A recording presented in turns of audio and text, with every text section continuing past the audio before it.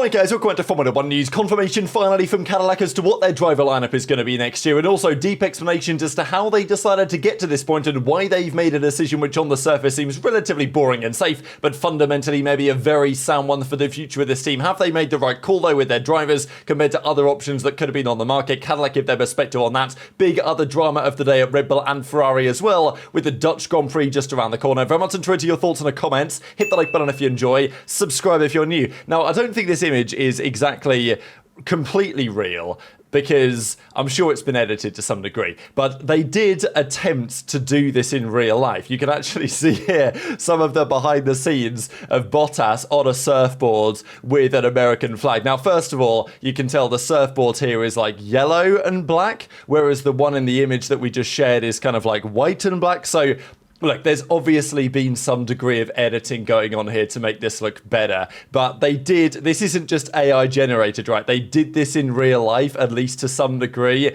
I mean, look, he's not got a can in his right hand either. There was also, I think, another angle of this from further afield. I think, yeah, here you go. This is the other angle of how they were kind of filming this. To be, they've got this boat in the background. To be fair, it's pretty great, isn't it, right? And what I do find funny about it is this is very on brand for Bottas lately, but it's very, very different to what Perez's announcement was. This was actually Cadillac's announcement themselves. So to be fair, given that we all knew this was happening, they've done a reasonably good job, I think, making this pretty exciting. At the end of the day, they're probably going to turn up on the grid next year, and the car isn't going to be very good. But these two drivers, likely, it's difficult to accept that, of course, but if they realise in their heads, you know what, we've achieved probably what we are going to achieve in our Formula 1 careers, they both probably would have thought there was an opportunity that they never returned again, let's say, to Formula 1. The chance is here to build around a project for the future, and I'm sure they can cope with, in their opinion, probably they're thinking, well, maybe half a season, things are going to be pretty rough, maybe a full season, we'll see. But they got Keanu Reeves to do this announcement here, Cadillac Formula 1 team. That's next year's lineup. Perez did his own announcement. I just think it's funny, right, to compare the dichotomy between Bottas's announcement of the picture of him on the surfboard with the American flag, and then Perez's announcement, which is, way more serious about the fans, about stepping away from Red Bull. Well, not obviously didn't intend to step away from Red Bull, but was forced to do so. The success that he had there off the grid, and then making the return for the new season. Obviously, for the Mexican fans, this is a big deal as well. And I think it's pretty good for the sport, right, to have Perez and Bottas back on the grid. It also creates some fascinating questions, because famously these two drivers, in recent times anyway, the most well-known second drivers in the sport. Bottas with Hamilton and Perez with Verstappen. We then get to see both of them head-to-head. Bottas, let's say in 2021, for example, was the better of the two, but we'll see what that looks like when we get to the track this upcoming year, which driver beats the other, even if they score any points at all, which is also an interesting question. And is it really that relevant? I know that people will be doing the stats and they'll be saying, oh, well, Perez beat Bottas or Bottas beat Perez or whatever, and therefore that means this about Hamilton and Verstappen. At the end of the day, we're several years on now, especially from when Bottas was at Mercedes. So is it really possible to, I think Bottas is 36, Perez is 35. Is there really that much to read into this upcoming season? And then looking back at the past and saying, well, what did that mean about that rivalry back in the day? At the end of the day, who really cares? But it is interesting, and it has been confirmed. Bottas, Perez racing for Cadillac. Brundle gives his thoughts and says a great lineup. The team needs experience and direction in year one. And I think, to be fair, if I was Cadillac, I would probably have done this. If I was a content creator, which I am, would I have maybe preferred another driver who could have brought a bit more excitement to the grid? Because as Brundle says, you can't afford to have rookies damaging cars when all the resources will be heavily stretched, which is fair enough. Would it be entertaining for them to say, you know what, Logan Sargent, you're coming back, Cadillac's your seat? That would have been a cool little PR move, but probably not the right decision, all things considered, right? This is probably the right call. It may be a little bit lackluster, but they'll probably have to park their early frustrations as the team gets up and running, says Brundle, especially with such a dramatic regulation reset. But it's still quite the statement that, drivers of the caliber of Bottas and Perez, multiple race winners, world champions, at least in a constructor's sense, joining Cadillac, they will be able to bring serious knowledge of what it's like to be on a championship winning team. And in terms of what Cadillac needs right now, it's pretty much as good as I think they could have reasonably done. They will have, by the way, the oldest driver lineup on the grid as of the 28th of August anyway. So these are the dates, because I think Bottas turns 36 in a couple of days maybe. But anyway, they'll be 71 years old combined, and we can see Hamilton, Leclerc 67, Alonso, Stroll 70. So they will be the oldest driver lineup on the grid, which is probably doesn't really say all that much, but it is an interesting stat regardless. Now, there was discussion from Cadillac on why they came to this decision, why they think it's the right idea, and they say we believe their experience, their leadership and their technical acumen really are what we need. It's the right combination, the right drivers at the right time. And they're probably right about this as well. Bottas says it isn't just a racing project, it's a longer term vision. It's not every day you get a chance to be part of something being built from the ground up. So Bottas seems excited about the possibility. The other key question though is, what about Perez? Was Perez the right choice? Because in my opinion, Bottas was kind of a no-brainer, right? Like, he'd still stayed around the Formula 1 stable with Mercedes, helping Kimi Antonelli, clearly wanted to get back onto the grid. Bottas, yeah, he didn't have a great conclusion with Sauber. Joe actually outscored him, right, because they scored in Qatar, but fundamentally Bottas was still better over those couple of years, and when the car was actually good at the start of 2022 as Alfa Romeo, Bottas did a pretty good job and scored a handful of points at the time. Things went downhill over time, and yeah, Bottas was pretty anonymous during the 2024 campaign, scored 0 points of course, but that doesn't tell the full story of that he was still, I think, doing a respectable job all things considered. And I think it was kind of, even when Perez was with Verstappen, Bottas was with Hamilton, Bottas was a driver of a quality, certainly in qualifying, to be considered for this type of role. So I thought Bottas was, from a purely statistical and execution perspective, kind of a no-brainer. Yeah, people do doubt Bottas's racecraft, which is understandable, but his qualifying pace is nonetheless undeniable. He was beating Hamilton about 30% of the time when they were teammates. Now, Perez also makes a lot of sense from a commercial perspective. We know that it's a huge audience in Mexico and South America in general. I'm pretty sure Red Bull was selling, like, I don't know what the number exactly was, but over half, anyway, it might be way more than that, but over half of the Red Bull jersey sales were going specifically to Mexico, specifically for Sergio Perez. And this is while Max Verstappen is the world champion, right? So that kind of goes to show the interest that there is there in Perez. And from a commercial perspective, it's a no-brainer. But does it make sense from a sporting perspective? So apparently Cadillac, they spoke to Red Bull and were like, hey, Perez, he was pretty bad, right? At the end of 2024, you got rid of him. What do you think, right? Should we get him? Should we not? What's happening there? And it seems that Red Bull kind of told Cadillac, like, hey, Perez wasn't great, yeah, we did get rid of him, but it wasn't necessarily his fault. The car was already going down a bad direction because we didn't listen to the things that Perez had to say, and Cadillac say, look, we asked them questions, and Checo answered this emphatically. So not only Perez gave his response to this question, which is an interesting interview question, but a fair one, and Red Bull also gave their response, and Checo pretty much said, look, none of the other drivers fared well. I think that is a key deciding factor, right? Lawson getting fired after 2 races this year, Tsunoda getting trounced, really, this season in a tricky Red Bull. It's quite easy for Perez to say, look, I wasn't bad, the car was terrible, Max is just a freak, it is what it is. We feel very good about Checo, his desire to be in Formula 1, to make a statement, to show the performance that he has, and kind of put that last season or so from Red Bull in the rear view mirror. So it was definitely a concern of Cadillac's, but Perez and even Red Bull themselves kind of shut it down and said, look, we're pretty confident he's still the right man for the job. They said, you look at Valtteri and he's there every weekend, he's clearly got that desire to be an F1, but where's Sergio at, right? Is he still keen? Does he believe in the project? But Cadillac say that we were really pleased with his response. In our meetings with him, he overperformed, you could say. We had skepticism around these things, but he passed with flying colours, and they also spoke to Red Bull and they gave a similar response. So quite the career from these two gentlemen so far, and they will be back on the grid for next season. Will they be any good? Will they score any points? That is a very good question, and it will depend on the machine that Cadillac cook up for next season. But it's certainly an exciting, start to Cadillac's career, to come in with some, heavy-hitting drivers, to say the least, and yeah, want to be the most compelling lineups possible, but it's still up there in terms of creating intrigue for the fans. Now, there was also a rumour recently that Cadillac were interested in Christian Horner, because They've got Graham Loden, their top man, but there's a feeling that if he brought Horner in, he knows how to build an organisation from the ground up. He knows how to play the politics game, which could be important for Cadillac in the future. Of course, a controversial figure, but nonetheless a figure who, if Horner wants to be back in Formula One, I think he will be. It's probably a matter of time until somebody picks up the phone. But Horner is being shut down by Cadillac, and Cadillac say, look, I'd like to shut down that rumour. We're not getting Horner.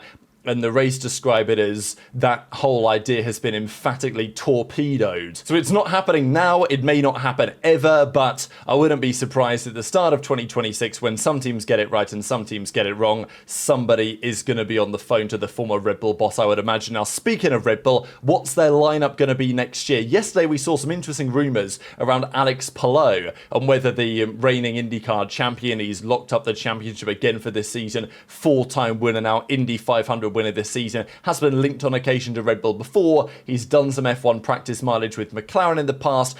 You know, there's a couple of things that maybe lean that way. I think from Alex Palou's perspective, it would need to be a particularly compelling offer for him to want to leave what he's currently building in IndyCar. I wouldn't, there should be, in my opinion, there should be interest in Palou up and down the grid. Whether it makes sense for Red Bull, that is a good question. I think if Max was to leave, then it is a conversation I think that you have. But if Max was to leave and go to Mercedes, then maybe Russell's available and that's an easier option. And we know that Red Bull don't like to do the whole two number one drivers thing, right? Like effectively Cadillac is two number two drivers and who's the better of them is an exciting question. And look, obviously at Red Bull, Max is always the number one, but would Palou want to come into a situation where he's not treated like that in the team? Not necessarily. He makes maybe more sense as an option if Verstappen were to leave. So that's the conversation we had yesterday. But Red Bull are considering what they're going to do. Tsunoda, Hadjar, Lawson, Lindblad. There are 5 drivers there, including Max, and only 4 of them, of course, can get a seat, and maybe fewer than that. Now, reports have it today, based on F1 Insider, because there were rumours yesterday about Alex Palou to Red Bull, and Palou denied it, his management denied it, Red Bull, I don't know if Red Bull specifically denied it, but like the team that Palou races for denied it, so you know how it goes here. Apparently, according to F1 Insider, so again, take things with a bit of a pinch of salt, as always with these type of very much out there discussions, but apparently this rumour came from his agent, so it's a classic of like, oh, is there any truth to this rumour? They put the mic in the agent's face and he's like, I don't know what you're talking about. Well, you may or may not be having conversations, right? So trying to drum up a little bit of interest there, but apparently that's not even the case, right? So we'll see.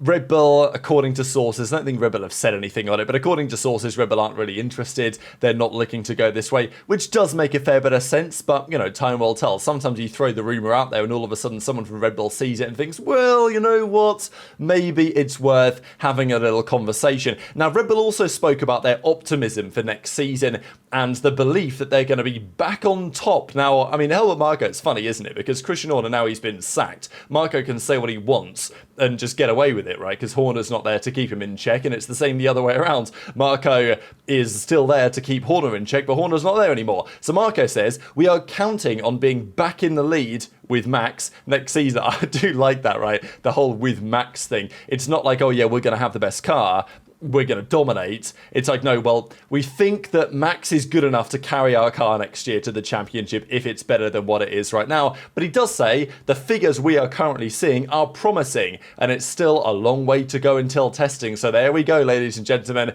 Promising figures coming out of Red Bull according to Helmut Marko. What do we believe? What do we not believe? It's a good question. What are promising figures in this context? You have no idea what any other team is doing. You can set your own numbers, right? You can say, okay, we want to get to this, we want to get to that. We're going to run this new car in the simulator and we want it to do 143 around Spa or whatever, I don't know. And does it do it or does it not? But what if Mercedes have set a stronger target, right? What if their targets on their engine are stronger than what Red Bull powertrains have done? You never really know, but Red Bull are speaking with confidence and saying, look, next year we're going to be back on top with Max, which of course is the key differentiator there. Now, Isaac Hadjar, of course, Red Bull are considering him, bringing him up to the main team. Now, as we discussed the other day, is that the best idea? Could it be too early? Would they break another promising rookie? Possibly. but I still think it could be worth it given the circumstances. I'm a big fan of Yuki Tsunoda, but if things go as they currently are, then there's no way that they keep him, right? So Hadjar could be an option, but apparently he's pretty resistant to the idea. He's kind of keen to be like, look, I wouldn't mind another year at Racing Bulls. That would be fine. Going straight into Red Bull against Max for a brand new era of regs would be a big risk, and I could understand why Hadjar is actually quite happy with his current situation, because at the end of the day, as an F1 driver, on some level, apart from to win, I don't think Hadjar's ever going to win a world championship. Maybe a Constructors' Championship at some point, right? But I think for a lot of F1 drivers, if you're not necessarily going to win, then your job is kind of to preserve your career as long as possible, right? I know it sounds a bit cheese, but that is kind of what it is. And especially in the Red Bull program, another year at Racing Bulls is probably, if you could choose as a Red Bull driver, do I go to Red Bull immediately or do I do another year? You probably do another year, because it guarantees you stay in the sport for another year. It probably guarantees you get the Red Bull promotion at some point.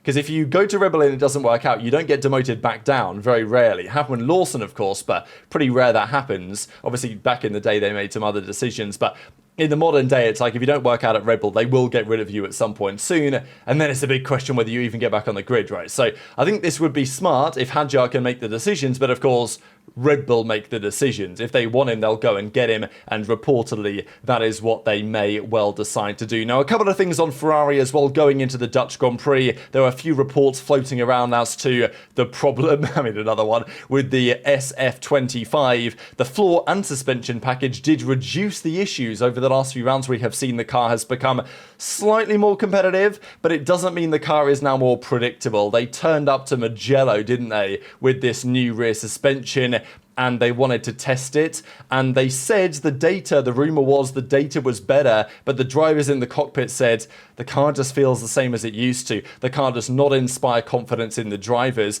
And the report went on to say that the instability under braking may not be just related to the rear, which is kind of hilarious. It's kind of sad if you're a Ferrari fan, but it's kind of hilarious that they were like, okay, yeah, we've got this issue with the instability under the braking. Maybe that's partly the brakes, the engine braking, these other things that Hamilton isn't so familiar with.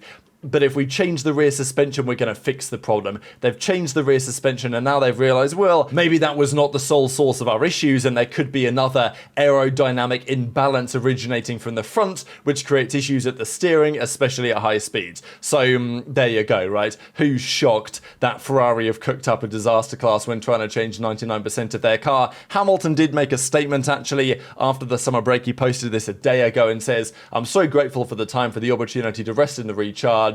There's been so much I've been meditating on, which is pretty interesting, right? So, I don't know, take it as you will. It's Hamilton making some Hamilton statements, right? But he does say that every one of us is up against so much, both individually and globally. It's so important that we embrace the light of truth and love and take care of ourselves so we can take better care of others. We can't look away. We have to keep going even when it's difficult. So, I think that's kind of the key point there at the end. You guys can't quite see the key, but it is there, I promise. We have to keep going even when it's difficult, he says. So, I think he's probably trying to say a little something there about the way that the season has gone so far. And here was Leclerc and Hamilton, it seems, in the simulator. Now, as you'll notice here, this is Monaco, right? You might think, well, why? We've done Monaco. Presumably it's to prep for 2026, but even then, it's interesting that they're doing it at Monaco, right? Because presumably, I guess the idea is for the 2026 cars, let's just test the absolute extremes of the range. Let's do Monza, let's do Spa, let's do Monaco, right? To see the kind of full range of what the tracks potentially demand. Spain is, of course, another good one to do in the sim as well. But it would be interesting to see